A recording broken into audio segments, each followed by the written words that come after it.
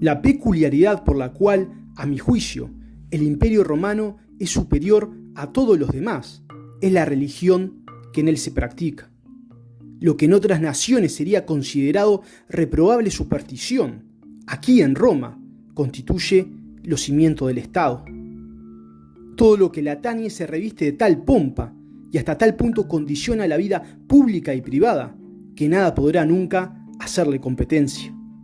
Creo que el gobierno lo ha hecho a propósito, para las masas. No sería necesario si un pueblo estuviese compuesto exclusivamente de gente ilustrada. Pero para las multitudes, que siempre son obtusas y fáciles a las pasiones ciegas, es bueno que por lo menos exista el miedo para tenerlas sujetas. Para el griego arcaico, que comprende el mundo a través del mito, de la fuerza y vitalidad de las imágenes, la justicia estaba representada por Dike, la hija de Zeus, con la diosa Temis, que representaba la ley de la naturaleza, el orden natural, la physis, la naturaleza. En la cosmología griega, cuando Hesíodo nos cuenta sobre el origen del mundo, relata que Urano, el dios del cielo, retenía a cada uno de sus hijos en el seno de su madre Gea, la tierra, sin dejarlos salir. Gea entonces incita a sus hijos para destronar a su padre, y Cronos, el dios del tiempo, con una hoz que le entrega a su madre, castra a su padre Urano. De las gotas de sangre de la herida nacen las Erinias, también conocidas como las Euménides, las vengadoras de los homicidas y de los crímenes violentos. Hay ya en la teogonía una idea o sentido de justicia. El que mata debe ser castigado. Cronos, a su vez, recibe la profecía de que moriría a manos de uno de sus hijos. El delirio persecutorio hace que se coma a cada uno de sus hijos en la medida que iban naciendo. De entre ellos, su hijo Zeus sale del vientre de su padre y lo mata. Zeus ajusticia a su abuelo Urano. Zeus es el gran dios de la mitología, el que vela por el cumplimiento de la ley natural. Este ciclo de violencia y castigo, de un sentido de justicia también, aparece en el mito. Pasa luego a la epopeya homérica y luego a la tragedia griega. Tántalo, uno de los primeros hombres que pobló la tierra, es invitado al monte Olimpo para cenar con los dioses. En esta cena bebe la ambrosía, el néctar de la inmortalidad, y la roba para repartirlo entre sus amigos. Tiempo más tarde, para corresponder a los dioses en su hospitalidad, los invita a su propio banquete en el monte Escipilo. Cuando la comida empieza a escasear, Tántalo mata a su propio hijo, Pélope, para servírselo a los dioses. Deméter, que estaba un poco distraída por la reciente pérdida de su hija Perséfone, ya se había comido el hombro de Pélope cuando los dioses advirtieron que se trataba de carne humana. A Pélope lo volvieron a cocer y lo devuelven a la vida, y a Tántalo lo castigan a una eternidad en el Tártaro, donde es amarrado a una silla y frente a él tiene servido un gran banquete sin poder ingerir alimento alguno. Pélope, que había regresado entre los mortales, se dirige a Olimpia, donde el rey Enómao había puesto a disposición la mano de su hija a quien le venciera en una carrera de carros. Ya había dado muerte a todos los contendientes que se habían presentado. Pélope acepta el desafío y para vencerlo conspira con el auriga del rey, el conductor de su carro, Mirtilio, a quien le promete que si el rey Enómao muere en la carrera, le daría la mitad de su reino y la primera noche con la hija del rey, Hipodamia. Gracias al ingenio del auriga, el rey Enómao muere en la carrera, pero Pélope se niega a cumplir con su parte del trato. Y el auriga Mirtilio, en un ataque de ira, intenta violar a su nueva esposa, Hipodamia. Pélope lo atrapa en plena tentativa de violación y le da muerte, pero antes de morir, maldice a toda su descendencia. Hijo de Pélope serán Atreo y Tiestes. Atreo un día descubre que su hermano Tiestes lo estaba engañando con su propia esposa, y en venganza asesinó a los hijos de Tiestes, y se los sirvió en una cena a lo cual a la cual lo invitó. Cuando Tiestes quedó atiborrado de comida, le mostró la cabeza de sus propios hijos. Tiestes se quería vengar de su hermano a cualquier precio, y un oráculo le dijo a Tiestes que para conseguir la venganza debía concebir un hijo con su propia hija, y así lo hizo. De esa unión nació Egisto. Atreo, por su parte, tuvo 3 hijos: Agamenón, Menelao y Plístenes. Agamenón se casa con Clitemnestra y tiene 3 hijos: Electra, Ifigenia y Orestes. Tiempo más tarde, Helena es secuestrada y Agamenón parte junto a su ejército en su inmensa flota para conquistar la ciudad de Troya. A los pocos días de zarpar, en las costas tracias de Áulide se quedan sin viento. Todo su ejército está expectante y ansiosos por continuar la expedición. Agamenón consulta a los dioses y los oráculos dicen que debe sacrificar a un hijo para que nuevos vientos empujen a la flota hasta Troya. Agamenón no tiene otro remedio que sacrificar a su hija, Ifigenia. Este tema es tomado por Eurípides en la tragedia Ifigenia en Áulide. Su hija Ifigenia, quien va a morir, no va a ser la heroína trágica.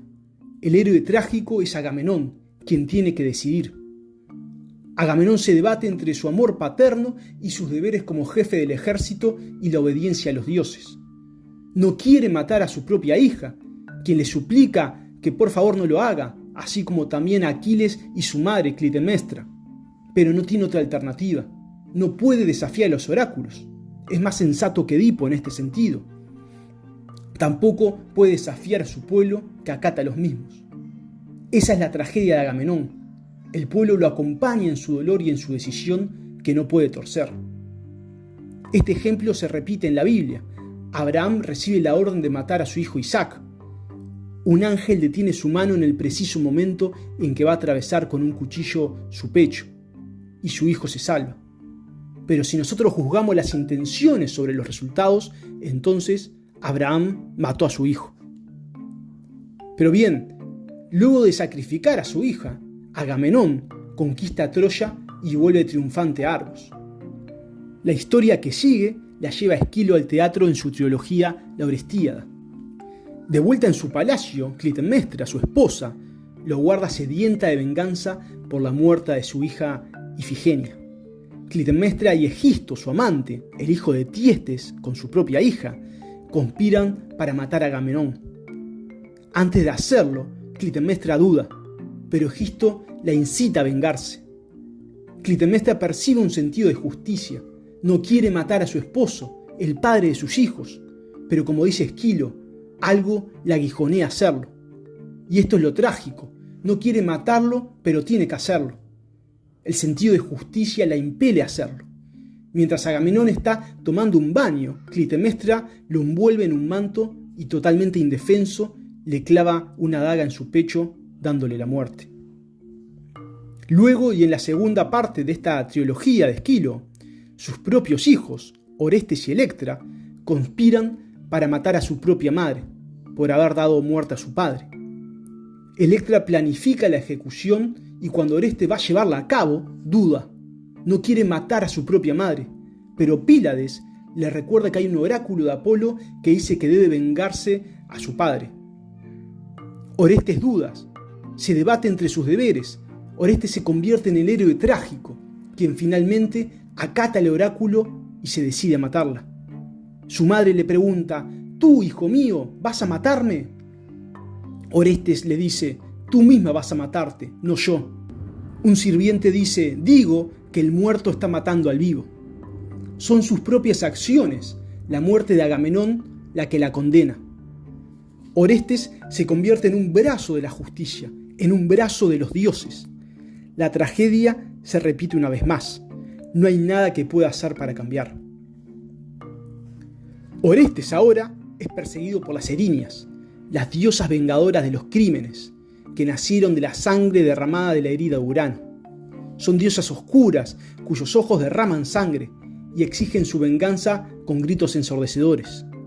Luego del matricidio, ante el acoso de las Erinias, Orestes empieza a enloquecer y marcha a buscar refugio al templo de Apolo. El dios se aparece y se enfrenta a las erinias, quienes como administradoras de la justicia exigen su venganza. Atenea va a dirimir la disputa entre los dioses y somete la decisión al juicio del pueblo de Atenas. El pueblo debe decidir si Orestes tiene que ser castigado por el asesinato de su madre. El pueblo vota y hay un empate. Atenea tiene el último voto y vota para eximir de castigo a Orestes, porque siempre actuó impulsado por la voluntad de Zeus, por la justicia.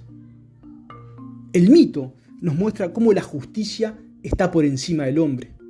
El hombre es un brazo de la justicia y la justicia es de orden divino, algo que corresponde a la naturaleza.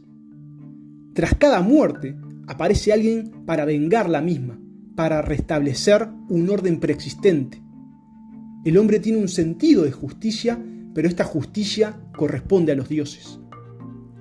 De hecho, cuando la decisión sobre la responsabilidad de Orestes es sometida a juicio de los hombres, estos no logran ponerse de acuerdo. Hay un empate. Es la diosa Atenea quien tiene que dirimir el conflicto. Los sofistas entendían que la justicia, al igual que los demás valores, era un convencionalismo, que las normas y valores no se correspondían con la naturaleza, que cada sociedad tenía distintos conceptos de verdad y practicaban distintas costumbres. Es el hombre quien crea estas diferencias, quien introduce esta convención. El hombre, por lo tanto, debía concientizarse de este convencionalismo, de construir la creencia impuesta para construir nuevos valores. ¿A partir de qué? ¿Cuál sería la referencia? Los sofistas desplazarán a los dioses del Olimpo, que encarnaban la naturaleza, para colocar como punto de partida al hombre. Estos adoptaron una actitud escéptica, prescindieron de los dioses para explicar las cosas. En esto no fueron pioneros, ya que, como ya vimos, los presocráticos también habían adoptado una posición agnóstica para explicar la naturaleza. Prescindieron del elemento divino. Pero acá el objeto de la investigación era bien distinto. Los sofistas se centraron en cuestiones más vinculadas al hombre. Existe un texto que se atribuye al sofista Critias, quien era tío de Platón, que dice: «Me parece entonces que un hombre sagaz y de espíritu ingenioso, para inspirar temor a los malos, incluso a propósito de actos, palabras o pensamientos ocultos, hizo intervenir a lo divino y la idea de que existe una divinidad dotada de una vida sin fin que oye y ve a través del espíritu». Esto iba en la misma línea de un texto nombrado el Sísifo, que decía que un espíritu avispado había inventado a los dioses para obligar a los hombres a mantener el orden. En Esquilo, cuando Orestes asesina a su madre, son las erinias que comienzan a enloquecerlo. Eurípides, que era discípulo de los sofistas, toma la misma trama en la obra denominada Electra, y tras el asesinato de su madre, no son las erinias las que lo empiezan a perseguir, sino su propia conciencia. Electra le pregunta: «Hermano, ¿qué enfermedad te consume?». La conciencia le contesta: «Porque sé que he cometido actos horribles». Pero aún sin los dioses como garantes y como causa del orden, la discusión sigue a nivel filosófico. La filosofía, con Parménides y Heráclito a la cabeza, habían llevado el debate a otro nivel. La gran pregunta que se hizo desde siempre en la filosofía es si existe una verdad y si podemos acceder a ella. Sócrates y Platón renunciaban a cobrar algo por sus lecciones para demostrar que lo único que les interesaba era buscar la verdad. Como decía Aristóteles, los primeros filósofos fueron físicos, hombres que estudiaban la physis, la naturaleza. Se preguntan si las cosas son tal como las percibimos a través de los sentidos, o si por el contrario, los sentidos nos engañan y hay una realidad más allá de ellos. Para descubrir si existe o no una verdad, la filosofía estudió el ser de las cosas, es decir, cuál es la realidad última, lo que una cosa es, o lo que las cosas son y si podemos acceder a esa realidad. Para Platón, por ejemplo, el ser de las cosas se encuentra en el mundo de las ideas, en el mundo inteligible, del cual el mundo sensible en el que vivimos es un mero reflejo. Parménides sostenía que el ser es uno, inmutable y eterno, es decir, que toda la naturaleza tiene un mismo ser, con forma, es decir, una misma realidad, pero que no lo percibimos porque nuestros sentidos nos engañan. Las cosas, entonces, tenían una forma de ser, por lo tanto hay un deber ser, y cualquier desviación respecto del mismo debe ajustarse a este ser. Y si las cosas son de una determinada manera, por lo tanto, hay también una verdad. El ser de las cosas es el núcleo de la verdad. Si existe un ser, una realidad a la que podemos acceder, la cual es inmutable y eterna, por lo tanto, la verdad la encontramos en el ser de las cosas. La verdad la encontramos en lo que las cosas son. Parménides es quien crea el concepto de aletheia, que la traducimos muy pobremente como verdad. Aletheia quiere decir la manifestación o epifanía del ser. Cuando las cosas se manifiestan como son, estamos ante la verdad. Y esto aplica tanto para las cosas sensibles de la naturaleza, las cuales percibimos a través de los sentidos, como para los valores, que en la tradición clásica son también parte de la naturaleza. Los valores son universales y eternos, válidos para todo tiempo y lugar. En Platón, las ideas concernientes a los valores no son más o menos ideas que las ideas matemáticas, solo difieren en cuanto al objeto de estudio. Los dioses, como seres eternos e inmutables, eran parte de la naturaleza y eran los que en última instancia garantizaban el orden imperante. Cuando llegan los sofistas, sometiendo todo al filtro de la razón, comienzan a preguntarse cuál es el ser de las cosas, cuál es la realidad última y cómo la podemos conocer.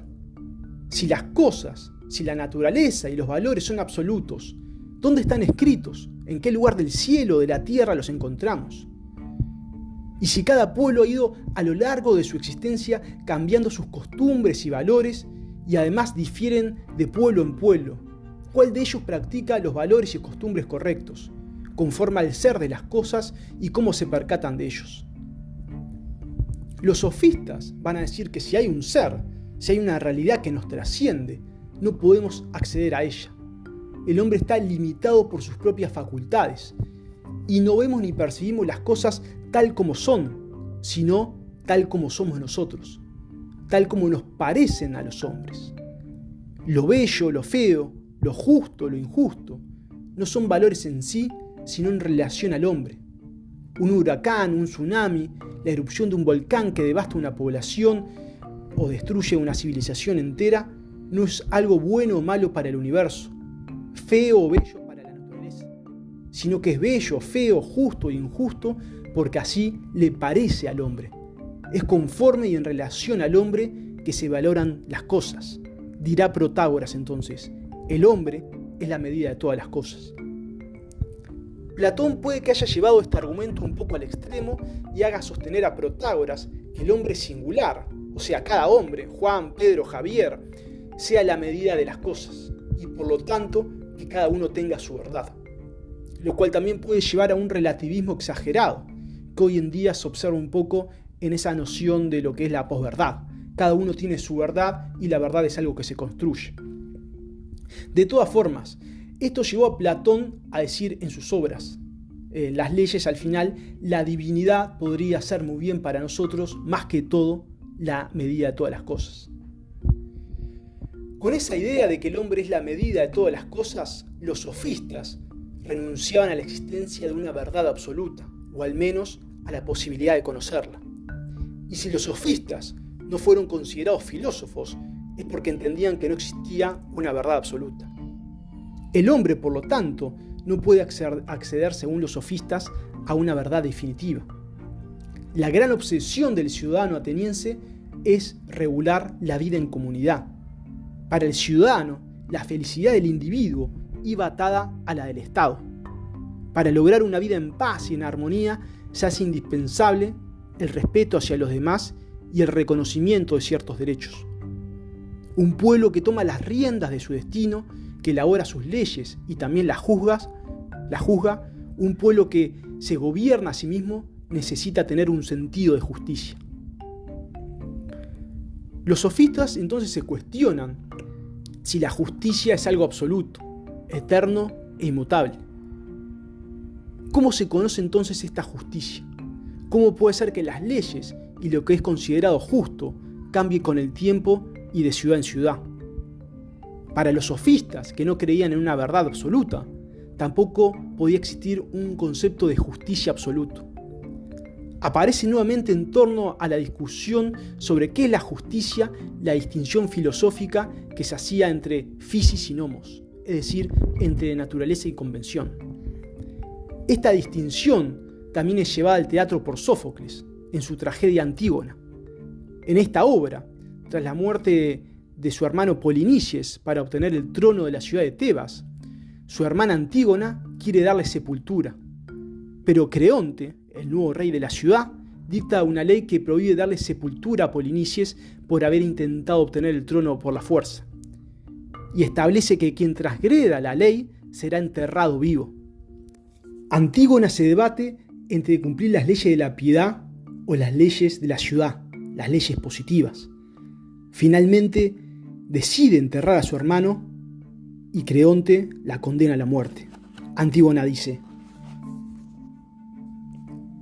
«Y ahora, oh Polinices, por haber sepultado tu cadáver, recibo tal recompensa, y ciertamente que con razón te hice los honores, según los hombres sensatos. Jamás, ni por mis hijos, si hubiera llegado a ser madre, ni por mi marido, si su cadáver se hubiese estado pudriendo, habría emprendido tal trabajo en contra de las leyes de la ciudad.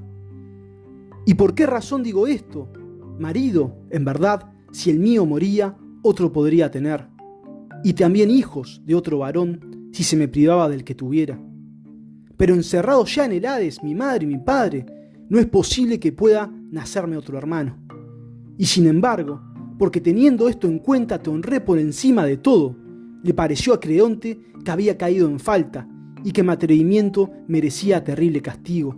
Oh querido hermano, y ahora me llevan, tomada de las manos, así, presa, virgen, sin casamiento, sin llegar a alcanzar la dulzura del matrimonio ni de la maternidad, sino que abandonada de los amigos y desdichada, me llevan viva a las cóncavas mansiones de los muertos. ¿Qué justicia de los dioses transgredí? ¿De qué me sirve, infeliz, levantar los ojos a los dioses? ¿Para qué llamarlos en mi ayuda si por haber obrado piadosamente me acusan de impiedad?